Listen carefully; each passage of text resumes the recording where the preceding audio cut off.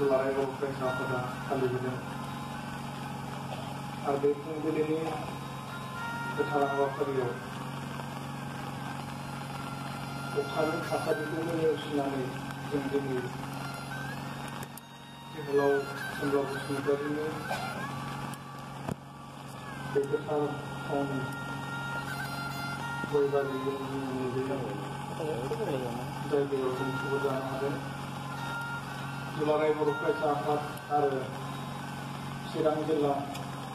एबसुनि जथाय हाबाफारि लानायाव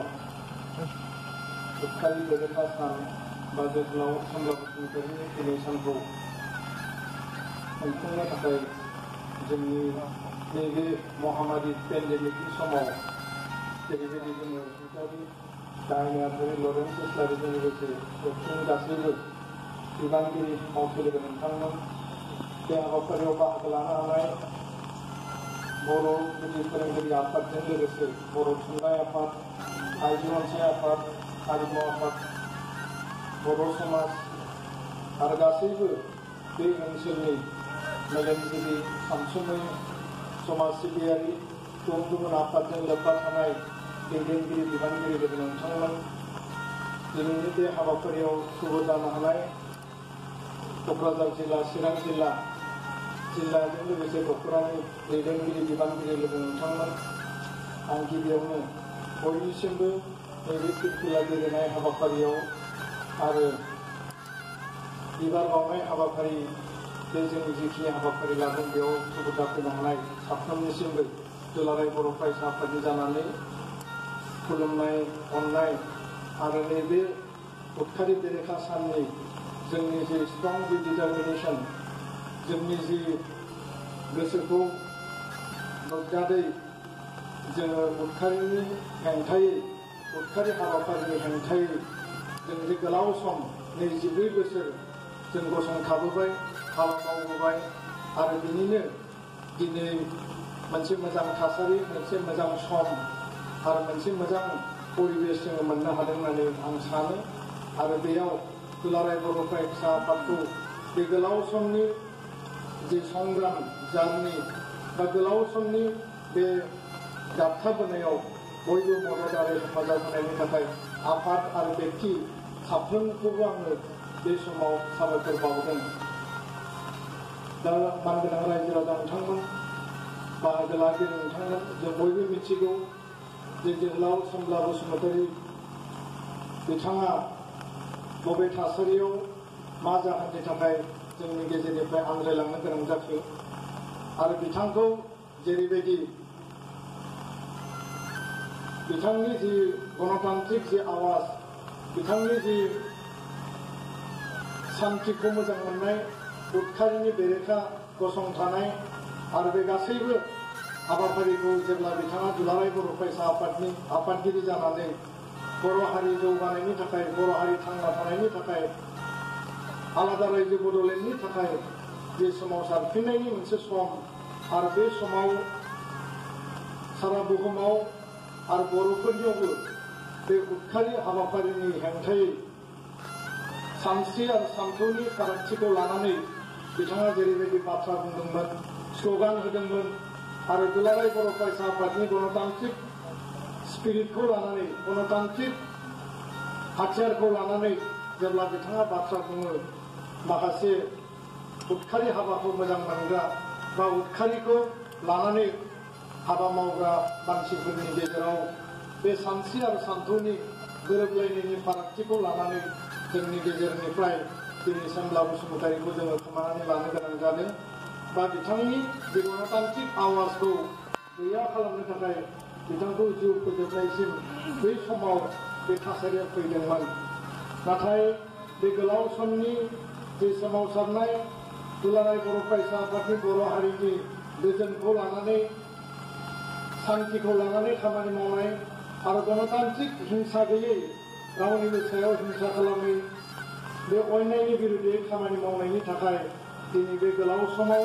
बर' हारियाव जेसेबां हिंसायारि जाथाय जादों, जेसेबां जोंनि गेजेराव गावजों गाव गोरोबलायै थासारिखौ लानानै जोङो एना एनि जादों, दिनै बे थासारिया गैलिया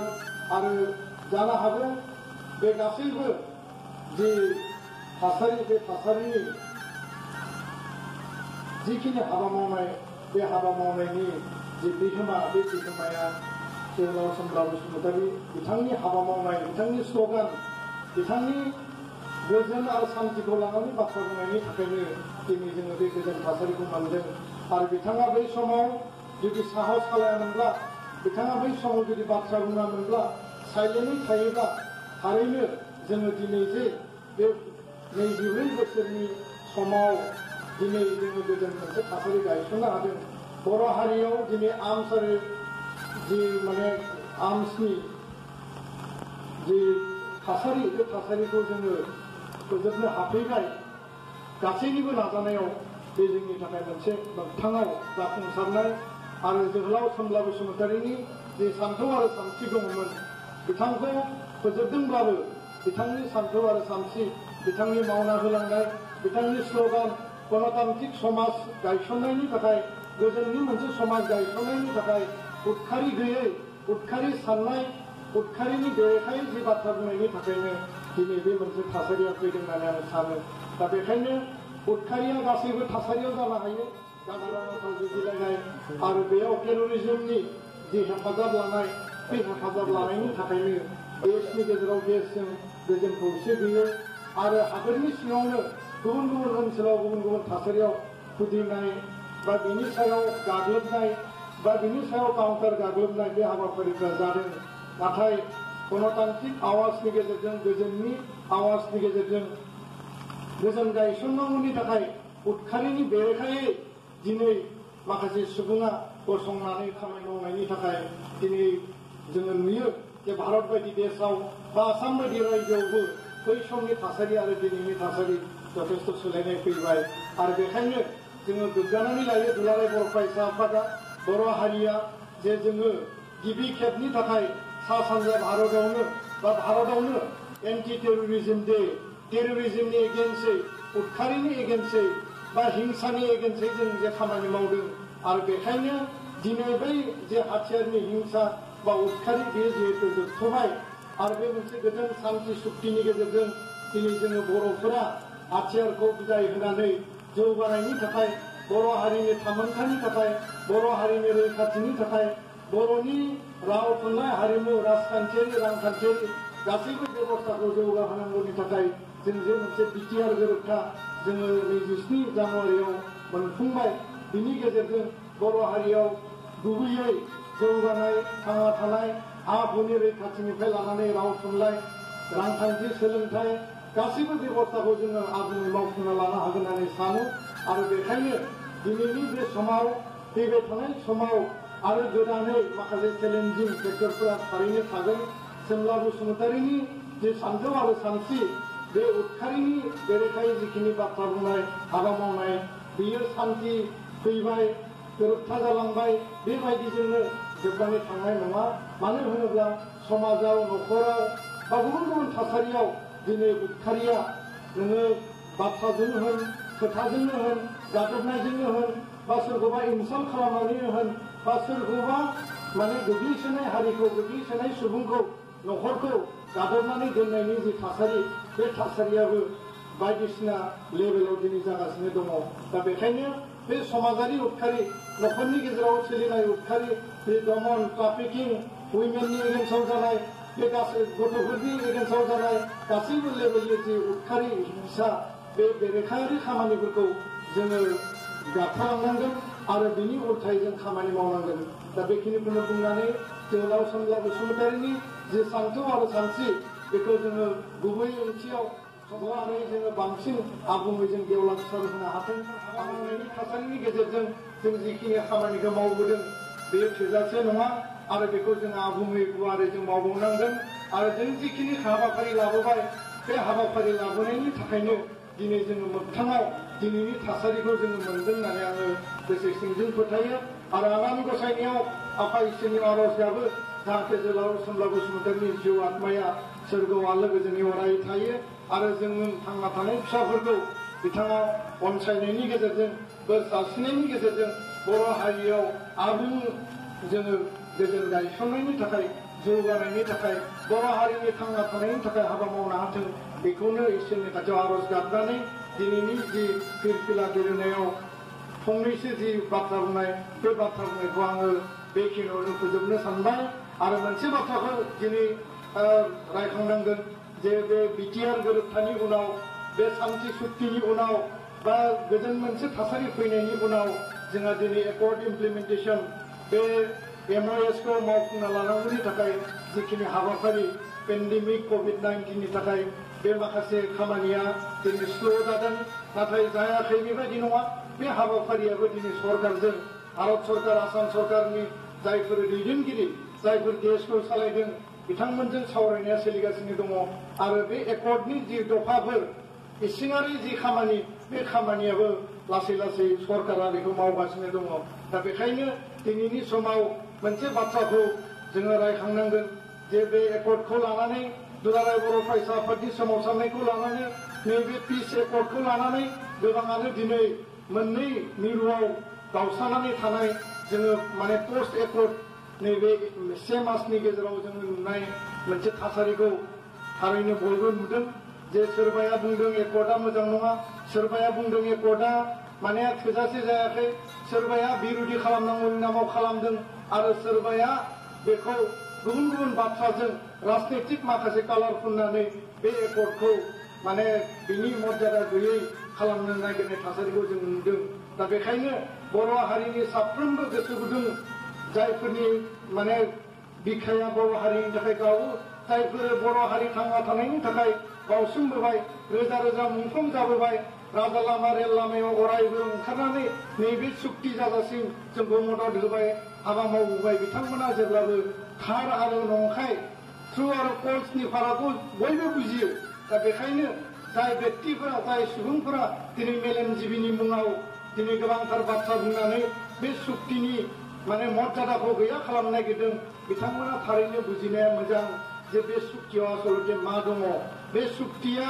बर' हारि थांना थानायनि थाखाय जोङो मा मा खामानि मावनानै लानो हायो बे बाथ्राफोरखौ क्लियारलि बिथांमोना बुजिनायनि उनावसो बाथ्राफोरखौ बुङोब्ला मोजां मानो होनना बुङोब्ला दिनै राजखान्थियारि थासारिनि नामाव आरो बे राजखान्थियारि परिबेसनि गेजेरजों बिथांमोना माने नाङै नाङै बाथ्राफोरखौ बोनानै लाबोनानै दिनै बिटिआर सुक्तिनि सायाव जिखिनि प्रश्न सोंदों बे सोंलुनि जिखिनि फिथाइ जिखिनि एन्सार बे गासैबो दफायावनो लिरखानाय दङ दा बेखायनो दुलाराय बर' फरायसा आफादा स्पष्ट जे जोङो जि सुक्तिखौ खालामबाय बर' हारिनि थाखाय खालामबाय बेयाव रावनिबो पार्सनेल इन्टारेस्टनि बाथ्रा गैया बे जातिनि इन्टारेस्ट हारि अननायनि इन्टारेस्ट आरो हारियाव BSc सुक्तिया बोरै जादों BTC सुक्तिया बोरै जादों बिटिआर सुक्तिया बोरै जादों बिनि सम आरो थासारिखौ बिजिरनानै नायोब्ला मोनफ्रोमबो सम आरो थासारिया क्लियारलि बुंगोन जे बे सुक्तिया मानो जाखो आरो बे सुक्तियाव जोङो मा मोनखो आरो बिनि गेजेरजों बर' हारिया जों माबायदि दावगालांनायनि थाखाय सिन्था खालामदों दा बेखायनो बिरोधि खालामनांगौनि नामाव बाथ्रा बुंनांगौनि नामाव दिनै सोरखौबा उल्थां बाल्थां बुंबाय थानाय जेखिनि बाथ्राखौ जोङो नुदों बे गासैबो बाथ्राफोरखौ दिनै बन्द खालामनायनि सम जादों होननानै आङो सानो मानो होनोब्ला जोङो माब्लाबाबो नुफेराखैमोन बर' हारियाव जे मोनसे टपिकखौ लानानै मोनसे क्लजखौ लानानै बर' हारिनि गेजेराव इन्टेलेक्सुवेलफोरनि मिरु बिभाजन जानाय जों नुवाखै आरो थारैनो बै मानसिफोरा बर' हारि जौगानाय बर' हारि थांना थानायनि थाखाय बाथ्रा सानोना साना बेबो साननो गोनां मानो होनना बुङोब्ला जाय समाव बड'लेण्ड सोमावसारनाया जादों जाय समाव मोनसे रुलिं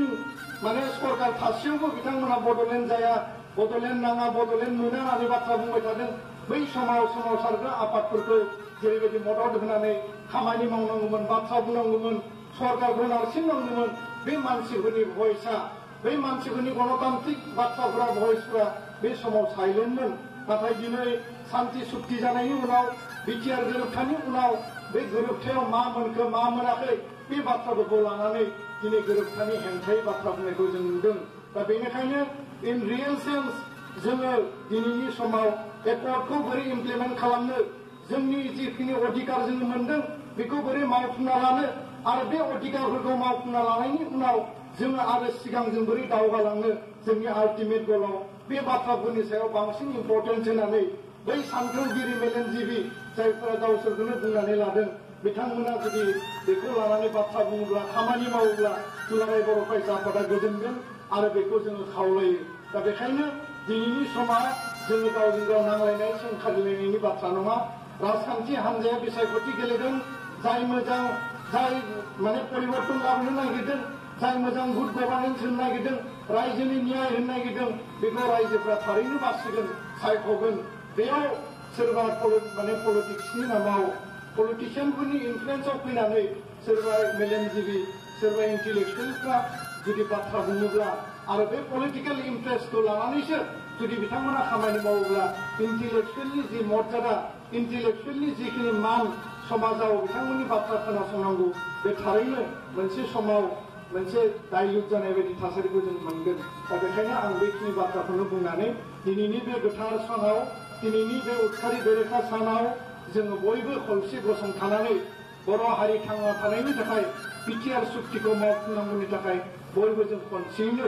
ज' खामानि मावलांफिननांगोन आरो जोङो खौसेयै थानानै खौसेयै जुजिनानै बर' हारिनि मोगथां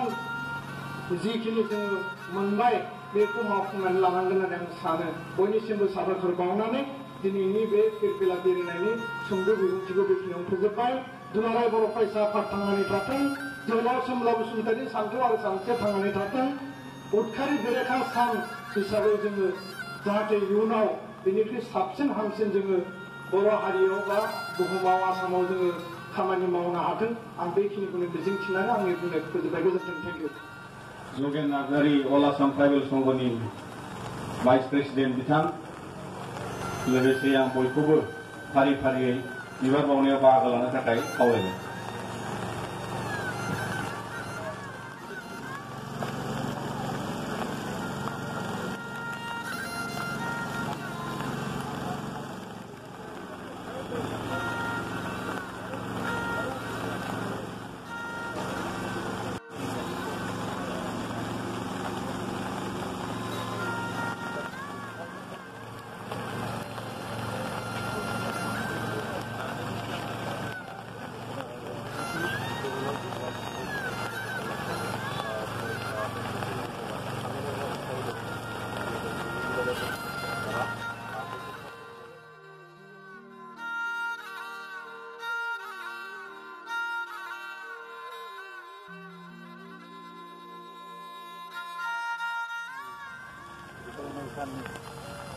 हाबाफारिजों लोब्बा लाखिनानै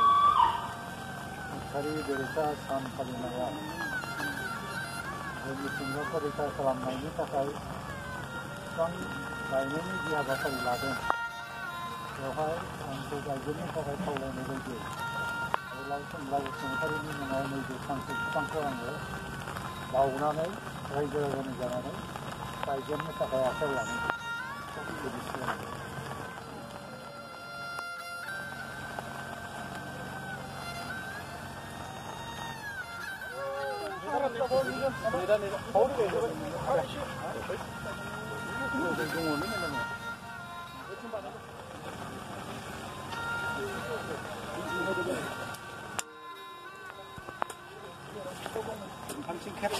Sorry.